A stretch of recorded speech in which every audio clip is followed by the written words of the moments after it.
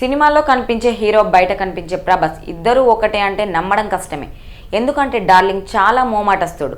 Baahubali cinema నుంచి movie promotions ఈవెంట్లో కాస్త మాట్లాడుతున్నాడు డార్లింగ్.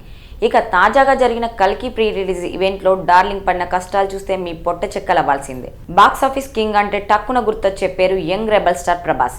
బాహుబలి సినిమాతో pan India movie lovers favourite హీరోగా మారిపోయాడు. ఈ మూవీలో డార్లింగ్ యాక్టింగ్, లుక్, స్టైల్ ప్రేక్షకులను ఫిదా చేశాడు. దీంతో డార్లింగ్ సినిమాల కోసం ఇప్పుడు 1000 కళ్ళతో ఎదురు చూస్తున్నారు ఫ్యాన్స్. అలాగే ప్రభాస్తో సినిమా చేసేందుకు సౌత్ టు నార్త్ దర్శక నిర్మాతలు క్యూ కట్టారంటే డార్లింగ్ క్రేజ్ ఏ రేంజ్లో ఉందో అర్థం చేసుకోవచ్చు. లవ్ స్టోరీస్ అయినా, మాస్ యాక్షన్ అయినా ప్రభాస్ యాక్టింగ్ గురించి తెలిసిందే. కానీ బిగ్ స్క్రీన్పై ప్రభాస్కి రియల్ లైఫ్ డార్లింగ్కు చాలా డిఫరెంట్ ఉంటుందన్న సంగతి తెలిసిందే. బాహుబలి, సలార్ వంటి సినిమాల్లో నట విశ్వరూపం చూపించిన ప్రభాస్ బయట మాత్రం ఇంట్రోవర్టే.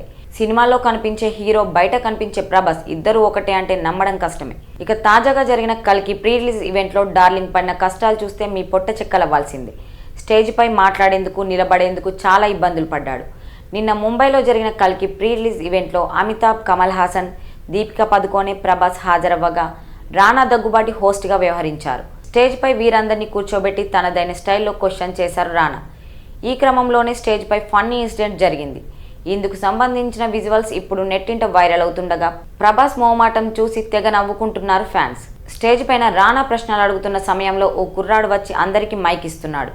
ముందుగా దీపికాకు మైక్ ఇచ్చి ఆ తర్వాత ప్రభాస్ చేతిలో మైక్ పెట్టాడు.